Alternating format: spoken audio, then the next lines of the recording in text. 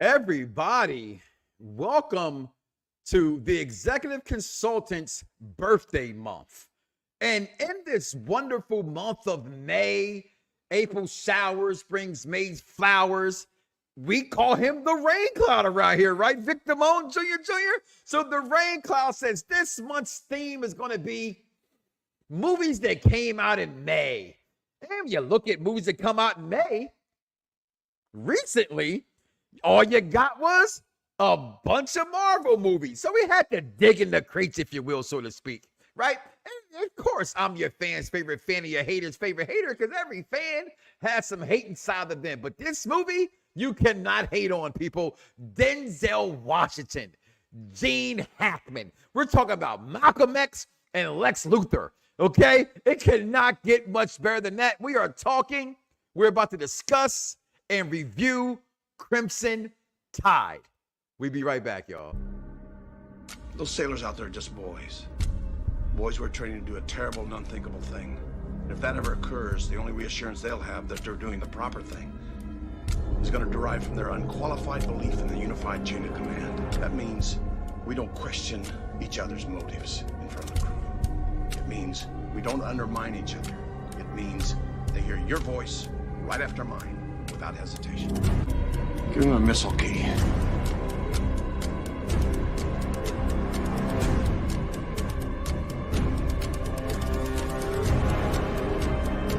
Give me the missile key, Mr. Hunter. I'm the commander of this fucking ship! Give me that goddamn key!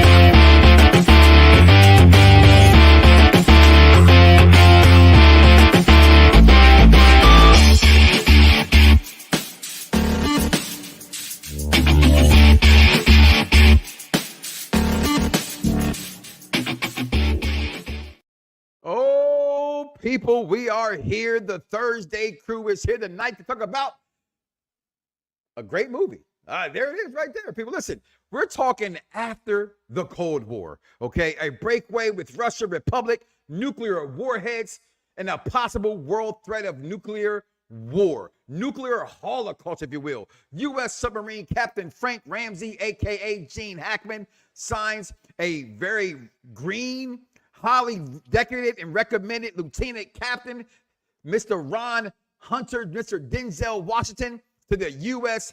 Alabama. Roll Tide, right? Thought that was funny, and I thought it was great that the Alabama and Crimson Tide, if you know the sports, you know what I'm talking about, which may, on this ship, stop a possible Armageddon as details from America comes in to either strike or not to strike. That is the question. This highly intense, not so much action-packed movie, but highly intense battle of wits and whose side are you on? Civil war, if you will, took place on this submarine. A mutiny was upon us, and that's what this movie is about. To do or not to do the right thing. That is always the question. We were taught that from youths growing up. Hi, I am one of your hosts this evening, Mike Knox. I am joined by Vic Damone, just Junior today. And I'm also joined by the executive consultant, a.k.a. the biggest hater in the room, Mr. Chris Harris. Fellas, how y'all doing this evening? Chilling, man. I would do better if you didn't call me the biggest hater when clearly you are up there in red. But I want to give you some credit. You did acknowledge the fact that this is the month of May. This is the executive consultant's birthday month. This is the greatest month in the history of months. This is the reason why the world is in such an excellent state it is today, because I'm in it. You're welcome. Ni tú mismo te crees. Well, yeah, what he just said. Listen, guys, this movie I thought was pretty, going back, I haven't seen this movie in such a long time. I've watched it multiple times, but not to the point that I can remember to talk about it like we're going to do this evening and discuss it. But first thing I noticed is, if you know anything about sports and just entertainment, as this unpopular view entertainment, please make sure you guys like, follow, and subscribe to the show right now. If you're at this point, please smash that subscribe button, smash that bell notification. When we go live and do shows, which we do quite a bunch of them around here, you can be notified that we're doing that. It's about who's the A-list and who's the B-list. And typically when you're on the first name billing, you're the star of the movie. And it kind of baffled me coming off of Malcolm X not winning an Academy Award, Denzel Washington, not Gene Hackman, is the star of this film. And it takes place, as I said, as Mr. Captain Ramsey, a war veteran who's done this several times, watching it. To me, this is one of them things where early on I thought maybe racism was the reason behind it. I got to, after seeing it again from a younger age to now, guys, I don't think it was a racism kind of thing. I think it was just an old passing of the guard and set in old ways. And they set you up very well in this movie before they even get to the meats and potatoes of this movie. Like when he comes in to actually get the job, he's being ridiculed by Ramsey, that is Denzel Washington, Mr. Hunter's character. They get into the submarine and they have the meal and they're acting and they're talking, just having, regular rhetoric around the table. And Gene Hackman's character says, if they tell me to nuke Japan, I'm going to do it twice. You know what I mean? He doesn't care. He's out to do orders. Go back to Kong, if you will, when Samuel L. Jackson was, I don't care what it is. He kicked my men out. I'm going to kill him. Certain people who've been in the service, I got my father's flag back here, spent 25 years himself in the service. They just know orders. Can't say it's a racist thing, even though I felt at times he judged them when he looked at them and said, oh, you went to Harvard. Okay. All right. Never done no work stuff. So the whole thing is in this movie, guys, is that in the U.S. Marines, you have an XO. You have your captain. Your captain is the leader of the ship. But your captain, this is what I thought was very intriguing, cannot make a big decision without the XO's approval. Captain says, we're going to blow the ship up. We're going to hit these nukes and get ready to blow. The XO says, I don't agree. I do not concur. And that's where mutiny all sets place. I'm going to shut up right now, and I'm going to start with you this time, birthday boy, birthday month guy, executive consultants. Your takes on Crimson Tide. The funny part about this movie is that I never seen it, right? Never seen it. Wasn't because I wasn't interested. It wasn't because it just wasn't my type of movie. It just never took the time to watch it. So much as like this has been happening lately since Vic picked Parasite and Out of Africa, I was like, I know you're not comparing this to Parasite now. No. Hear me out. So I was like, oh, okay, all right, I'm interested. And the reason I'm going to say that is because this past week we watched another movie. I can't remember the name of it now, and I just deleted it out the 48 Hours. Mm-hmm. Never saw it before. Was interested in it, but just never took the time of it. So I was like, yeah, okay, good. Thank you so much. Like I said, it's been happening a few times lately. Another movie was picked. Wow, you never seen another 40? You never seen 48 Hours? I never saw 48 or another 48 Hours. Now I'm interested in seeing another 48 Hours because I actually enjoyed 48 Hours. So everything outside of Parasite, thank you, Vic, I decided not to do it. Now, so Hader picks this movie. I'm like, okay, I'm going to give it a shot, right? The first thing I did was I saw the runtime. 2 hours and 3 minutes. Okay, Hader, strike one. All right. You're wrong. It's an hour and 55 minutes. Maybe you watched this wrong, Bucket. It's an hour and 55 minutes. The legal version. The legal version, you're right. It's 2 hours and 3 minutes. Go ahead. Thank you. So that's what you get for interrupting me, Hader. I watched it. I mean, I saw it too. I was like, strike one, Hader. All right. So I wrote it on my list. And it didn't open up with Denzel Washington and Gene Hackman doing the exact same scene that Hader up there was talking about. You went to Harvard. I'm like, you know what? I like the dialogue. I like the reaction. But who wouldn't like it? Because honestly speaking, it's Denzel Washington. Denzel Washington does not know how to act back. I'm going to go ahead and pull my soap opera card out, right? As I was watching this movie, I was like, he overreacts a lot, right? Overacts a lot. But that's fine because he overacts in a certain way that it works for me. I would love to see him. You just did it on the screen, Hader, so it's not like we don't know it's you. So I would love to see him and Sonny Corinthos in a scene together. I just think there'll be so much acting in that movie. But he was with Gene Hackman, who also acted his ass off. Gene Hackman is best known to most people, even though he's played in a lot of movies. Do not respect Gene Hackman. Do not act like he is not that man because he is that man. Facts. But for most people, you know him as Lex Luthor. Facts. from the Superman movies. And Or Hoosiers. Or Hoosiers. But realistically speaking, I was not a fan of his Lex Luthor. I like his character. I was not a fan. That's not Lex Luthor. Realistically speaking, that's not Lex Luthor. He played more of a criminal mastermind, which Lex Luthor is, instead of that, that billionaire that takes care of business. And he didn't have the look. He didn't have the look. I wouldn't land. Superman anyway, 2 he did. He Superman didn't 2 have had the the look. look. I mean, but the thing is, like, what is the best asset that We're talking about 1978. Lex Luthor. Yeah, I'm just saying. We're talking about the penultimate Lex Luthor to me is the Superman animated series played by Clancy Brown, who plays like every single villain. I don't count animes as great. For me, I would go with Kevin Spacey. Joker, Kevin Spacey. And that Superman Returns, he played a great Lex Luthor. He played a chilling Lex Luthor. I think he didn't play the Lex Luthor he could have played, but I think he's capable of playing the Lex Luthor. He didn't want to act. He didn't want to outact Brandon Roth so bad. Well, he might outact Brandon Roth. No disrespect to you, Mr. Roth, because I'm disrespecting him. When he first got the role, I said, "Hold on, it's a dude who was stalking Jessica Buchanan, and now he's freaking Superman. What the f?" So, but go ahead about this movie. Back to Crimson Tide, though. I just thought they did a very good job. You can tell they did their homework with how things had to be done on the submarine. I loved it. I love the Navy. A part of me always wish I did join the Navy, but at the same time, I don't want to be cooped up in a submarine or anything like that. Shout out to my friend who does this. But Navy is the closest thing to Star Trek. That's what the Starfleet is pretty much modeled after, is the Navy. Is there a reason you're talking? You muted? Well, no, I was saying I would figured you would like that dynamic of the camera scenes were like Star Trek, right? They reference Star Trek references in there several times. When I watched, I said, "Oh, I'm waiting to hear him say this, the knife." Yeah, go ahead. And you knew I was going to say. As soon as they said Kirk Scott, I was like, "You know what this is getting." I loved every scene. I didn't think any scene was bad. No character annoyed me. Honestly, I just thought it was very well done. It was very well shot. It was very, very well directed. The villain, who got barely any screen time outside of newscasts, you can tell it's the 90s movies, because a lot of 80s and late 80s, early 90s movies start with the newscast. And this was no different. Them they tell you the plot all by the newscast in the first scene. This guy is so evil. He said, "You kill one of my people, I'm killing 900,000 of yours." I'm like, God, kill him now. People like that. And I don't believe in capital. I do believe in capital punishment. But either way, some people just don't.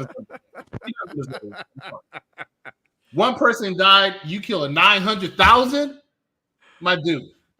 Shout out to Cologio though, from A Bronx Tale. That was the guy who was Scotty in the film for your name, who played Cologio in A Bronx Tale. Shout out to, and shout out to my man also who the one who said, "You broke my nose," who played Burnsfield. He's from Can't Buy Me Love. Always thought that things like that funny to me. And even the other guy was also in Some Kind of Wonderful. Jerry Bruckheimer, always, who produced this movie, has a tail in movies. And if you look at this movie, it kind of resembles Top Gun a little bit. You know what I mean? Yeah, a lot of people have. We all talk about Quentin Tarantino has his tails. What's the guy that always has to explode? Michael Bay always has his tails. J.J. Abrams, believes in those little light things. Anyway, enough. I've talked enough. I talked too much. Let's Vic Damone, your take on this? Well, I mean, I found it interesting because in the beginning of the movie, I thought the big bad wolf was going to be the Russian guy, but then the whole thing just turned into two guys having a missile swinging contest, for words that I can't say. You know what I mean? Because, a lot of it was like, at least in my opinion, the moral of the story was just don't make assumptions. Because, when you assume, you make an ass out of me and an ass out of you. And they basically were going back and forth over a situation where they didn't have all the information. And then imagine if they would have pulled the trigger and then been wrong, right? And personally, one thing that I really did like is that, especially in the end, the judge was like, just because you were right doesn't mean you you kind of like broke the rules, but now you deserve this, and now you got this, and now, but then the captain, you're gonna retire, and you're gonna go right off into the sunset, and you're gonna like everybody's okay. You know what I mean? It's kind of like these two guys had a grueling match, and then they hugged it out like a brand new Daniel Bryan type of thing. Like, you know, I thought it was just interesting how they had this. I thought that was his saving grace, though. No, I mean, I personally thought it was interesting because throughout the entire situation of the mutiny, and then them just going back and forth as to like, all right, what do we do? Because the drama was just like, it's nuclear, bro. Somebody pulls the trigger, there's gonna be a problem, a massive, massive problem. The fact that we even have these weapons is a problem. Yeah. So even if they were to shoot and we were to shoot and then they hit each other, it's a problem. So, you know, they kept just putting this emphasis on there. Like, what about my family? What about your family? What about all of these innocent people? What about this? What about that? What about if the whole world? You know, it was just it was very interesting because the reason for the mutiny, you could understand it. Mm-hmm. You know, it wasn't a situation where it's just like, all right, these guys are just turning heel because they just want to, you know, be on the dark side. No, like, you know, they have things that they want to say. They have things that they care about. And then mind you, they've been with the original captain a hell of a lot longer. They feel safe with him. The guy has experience, knows what he's talking about. But then you also have a dynamic of somebody coming in with the New Testament versus the Old Testament. You know what I mean? Somebody coming in with a little bit of new school, and they not feeling that. And you could tell that Gene Hackman wasn't feeling that from the beginning. He was just like, he was feeling like the old guard.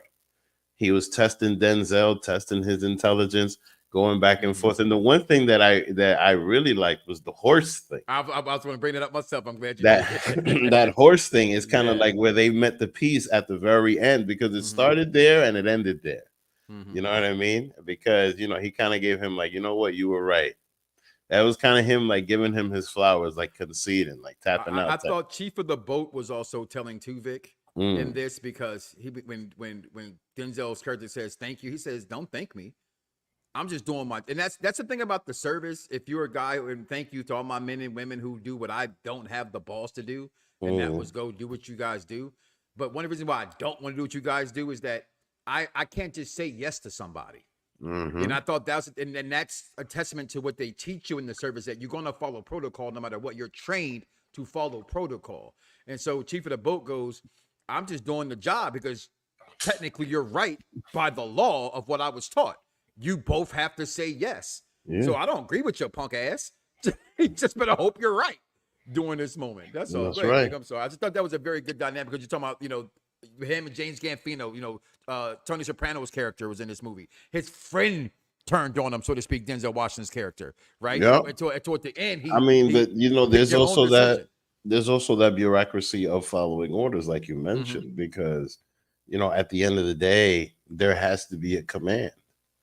There has to be a certain level of command, and somebody has to listen. But then at the same time, if you know that the person that's leading you is misinformed or ill-informed, you know, a mutiny could be afoot. Because that's like, you know, like the blind leading the people that can see. You feel what I'm saying? 100%. Like so it's like, So I mean, you can understand everybody's spot on there. And then, you know, for Denzel to just come out like the one that was right the whole time and everybody's alive. Hey, you know what I mean? You deserve to end up as the captain now, because you're the only one in that whole spot that was level-headed. That was level, including getting punched and not retaliating. You know what I mean? Being abused and not retaliating. But all that we're going to save for our final thoughts. If we also have a quotables, if so, we're going to take our one and only break this evening. Make sure you come back this Tuesday. We got Wedding Crashers. Make sure you come back next Thursday. We got The Hangover. We'll be right back, y'all, on Pop Review Entertainment. In the art of crashing weddings, John and Jeremy are the masters. Now, What do we got? this is the Kentucky Derby of weddings. They're crashing the biggest wedding of the year. What angle are you gonna play here? I'm gonna go with the balloon animal display for the kids. I want a bicycle. Buddy, that's gonna take a lot of balloons. Make me a bicycle, clown. And meeting the two girls John Ryan. Claire Cleary. that will bring them to their knees. I always knew my first time would be on a beach. Sanjay Collins. Chuck Vindaloo? Seamus O'Toole. Bobby O'Shea. I'm ready to get drunk. Wedding. Now this is Vegas. Two nights we'll never forget.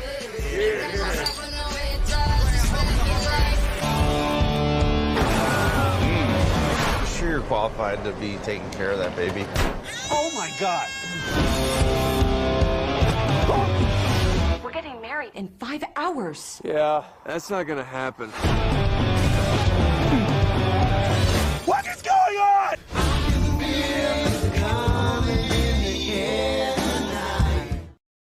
Two of my favorite movies. I will be tuned in Tuesday. If somebody calls out, blind tag me in and lock it up. No, you lock it up. Lock it up. And then Hangover. All I keep thinking about is Mania next year. I'm wearing some white jeans and a shawl because Indiana Jones wore a shade. So what you with that purse? It ain't a purse, it's a satchel. But that's next week, Wedding Crashes and The Hangover. But tonight we are talking Crimson Tide. So I'm gonna start with you, Vic. Final thoughts. We got a quote and thumbs up, thumbs down. Well, thumbs up. I mean, you know, it's a Denzel movie, and the acting was really good. You know what I mean? I just found it interesting how, like, I feel like I wonder how much it cost to produce this movie, because I don't think they left the sub. No, Like, I really don't think they left that submarine at all. Like, I think always this whole keep the thing was done in numbers. the studio. It cost exactly $72 million, and that's all in. I guarantee you that's Denzel and Gene Hackman's paychecks, Probably. right? Yeah, straight up. Okay? That's That's probably probably about just that. 40 million right there. That's 70 right there. Straight And up. then they made 157 million, so it doubled its money back. So Yeah, because I know Vincenzo ain't charged that much money. no, and Yeah. Charles James Gambino wasn't Tony Soprano at this point. This actually he came Nice. after this, so a lot of these other Oh, actors nice. were I won't call them B-list, but I gotta call them B-list for this sort of sake of thing. They were not the top 2 billing guys in this movie, including Rock's Thanks. brother in this movie as well. But yeah, most of the money went to Gene Hackman and Denzel Washington, fresh off of, by the way, an Oscar-nominated role in Malcolm X with Denzel Washington. This was his very next movie, was Crimson Tide. So thumbs up for Vic, as we kind of always know that. And Executive Consult, you got a quotable or is the verdict in? I actually do have a quotable. Believe it or not, for this movie. It's wow, I had a quotable, but I have a quotable. Also, let me tell you something. If I was the captain, this wouldn't have been happening, because I would have immediately handled that. Like a little bitch. Because there's no mutiny on my Who's shit. a little bitch? Denzel? You should have challenged his captain. I would have just give them keys, XO. Give them keys. No, he said, give it a. Yeah, but I try not to curse. What's for a PG-13 show? Here's my quote. Bravo, Hunter, sir. You need to shut up and enjoy the view. Most AKs want to talk about it away.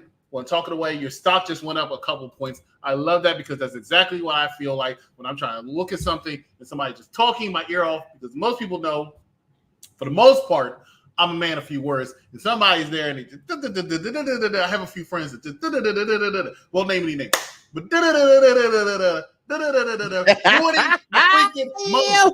what I hate the most,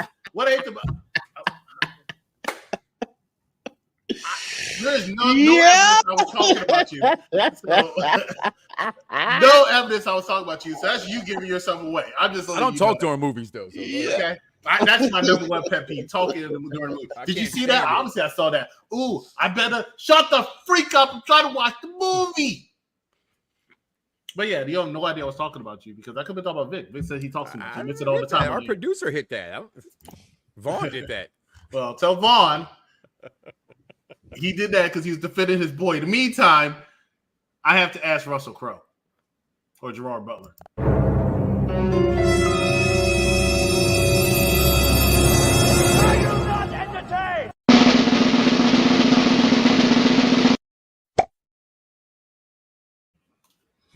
I think we knew it was going to be a thumbs up for me. I couldn't find anything to even try to remotely clown about this movie. I wouldn't have had to take no guff from Denzel, but at the same time, he was right.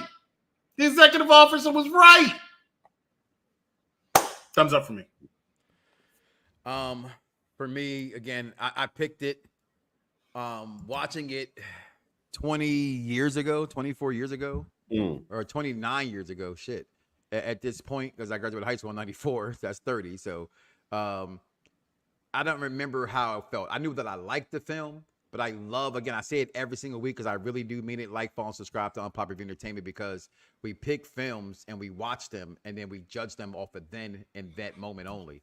And so watching it, again, it's Denzel, it's Gene Hackman. I didn't think it could be a bad movie, but I wanted to see if I would enjoy it, because we've been doing a lot of action films. And I thought it was very funny that last week we did Olympus Has Fallen. Wasn't trying to be political, but it had a political take in it because you're taking over the White House. And then we come back with this a week later.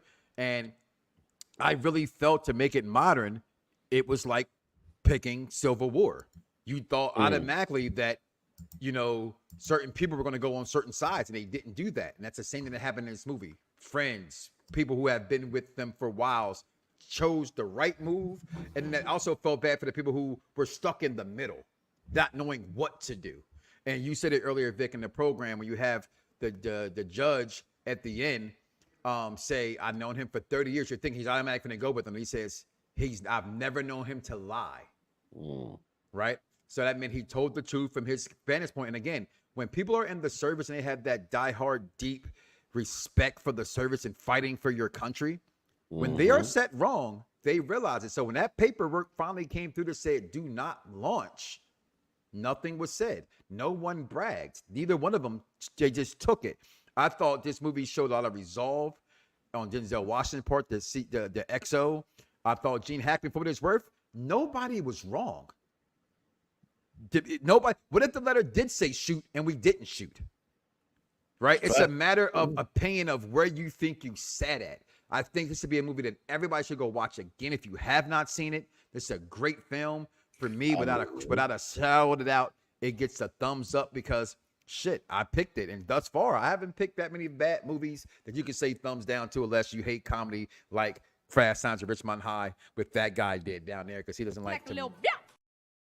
Oh, it is National Masturbation Month, so hey, what do you expect? But overall, this movie was a great movie. Thumbs up, please, thumbs up by everybody, guys. Listen, we want to thank you for being here again today, guys. Again, like, follow, subscribe to Unpop Review Entertainment, and come back Tuesday for the Wedding Crashers, y'all. We are out of here. Have a wonderful night. Actually, come back tomorrow for X-Men 97. Oh, X-Men 97. I apologize. Episode 7. If you're a wrestling fan, tune in about 7 minutes for top factions of the Attitude Era. 3 minutes. Turn in 2 minutes. Well, it said 9:05. Oh shit, it's 2 minutes. Okay, We're out of here, y'all. Peace. All right, bye. Those sailors out there are just boys. Boys who are training to do a terrible and unthinkable thing. And if that ever occurs, the only reassurance they'll have that they're doing the proper thing is going to derive from their unqualified belief in the unified chain of command. That means we don't question each other's motives in front of the crew. It means we don't undermine each other. It means they hear your voice right after mine, without hesitation. Give him a missile key.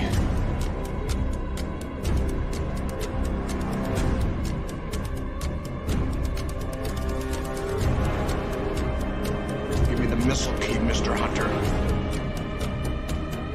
I'm the commander of this fucking ship! Give me the goddamn key!